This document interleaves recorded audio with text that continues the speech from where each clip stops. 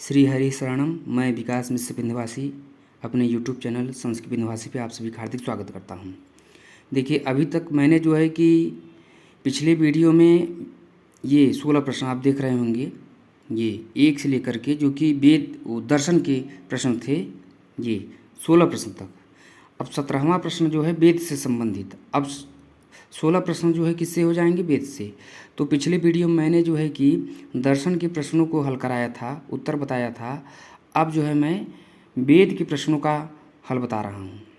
ठीक है, पहला प्रश्न इसमें क्या है? वेद से रिलेटेड। सामवेदस्य ज्ञातारम की मुच्यते। तो क्या होगा इसका उत्तर? उद्गाता हो जाएगा, क्योंकि होता किसका है? ऋग्वेद का है।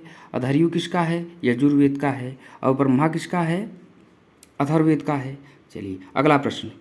ऋग्वेदस्योपवेदम किम। ऋग्वेद का उपवेद है, ठीक है, कौन है? तो इसमें से ये आयुर्वेद, जो आयुर्वेद है ये आयुर्वेद जो है ऋग्वेद का है। कति वेदा? तो आप जानते हैं 4 वेद है। चत्वारः वेदा। यजुर्वेदस्य उपवेदः कः? तो यजुर्वेदस्य उपवेद कौन है? यजुर्वेद का धनुर्वेद है, ठीक है। एतेषु उपवेदः कः? इनमें से उपवेद है। तो आप ये देख रहे होंगे कि ऋग्वेद, यजुर्वेद, अथर्ववेद, ये क्या हैं? ये वेद हैं। वेद 4 हैं तो ये 4 हैं, लेकिन इसमें से उपवेद कौन है? तो उपवेद हो जाएगा आपका ये आयुर्वेद। ये उपवेद है, न कि वेद है, ठीक। ऋग्वेदस्य आचार्य का। ऋग्वेद का आचार्य कौन है? वैशंपायनः, सुमंतुः, पैलः, जैमिनी। तो पैलः है। यजुर्वेदस्य आचार्य का। यजुर्वेद के आचार्य कौन है? अब पैल हो गए किसके? ऋग्वेद के। तो यजुर्वेद के जो है कि आचार्य कौन हो जाएंगे?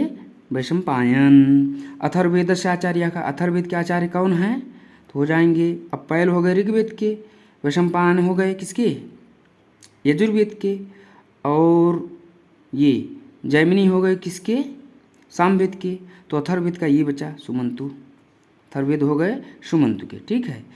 अथर्ववेदस्य देवः का। अथर्ववेद के देव कौन है? तो सोम, अग्नि, आदित्य, वायु। तो कौन हो जाएंगे? सोम। अथर्ववेद के देवता कौन है? सोम है। यजुर्वेदस्य देवः का। यजुर्वेद के देवता कौन है? तो सोम। तो पिछले में आपने देख लिया अथर्ववेद के हैं, तो सोम, आदित्य, वायु, अग्नि। तो ये हो जाएंगे वायु, ठीक है। अथर्ववेदस्य ज्ञातारम की मुच्यते। अथर्ववेद का ज्ञाता कौन है? ठीक है, ज्ञान किसको दिया गया? किसे कहा जाता है? अथर्ववेद का जानकार, ठीक है। तो इसका उत्तर क्या हो जाएगा? क्योंकि आप ध्यान से देखिए, ब्रह्मा होता किसके हैं? ऋग्वेद के हैं। अधर्यु किसके हैं? यजुर्वेद के हैं।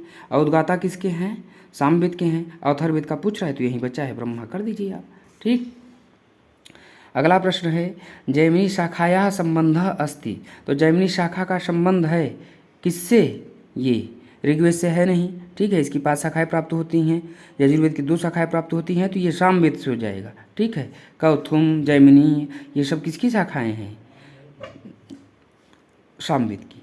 अगला प्रश्न है, याज्ञवल्क्य की शिक्षा कस्य वेद से संबद्धा वर्तते। याज्ञवल्क्य की शिक्षा किस वेद से संबद्ध है? तो किस वेद से है?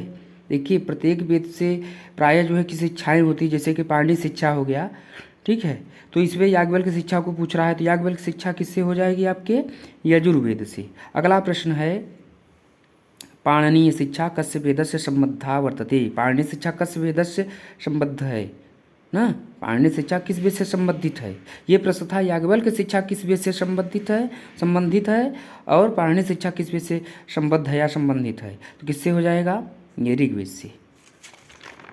चलिए अगला प्रश्न है, वेदः कस्मिन् लिंगे वर्तते। वेद शब्द किस लिंग में है? तो आप जानते हैं विद धातोः घय प्रत्यय संयोगे कृते वेदः इति शब्दः निष्पद्यते, ठीक है। विद धातु से घय प्रत्यय करते हैं तो पुल्लिंग में क्या बनता है? वेदः शब्द बनता है, ठीक। अगला प्रश्न है, देखिए यहाँ पे आ भी गया, विद प्लस घय संयोजनेन किम रूपम।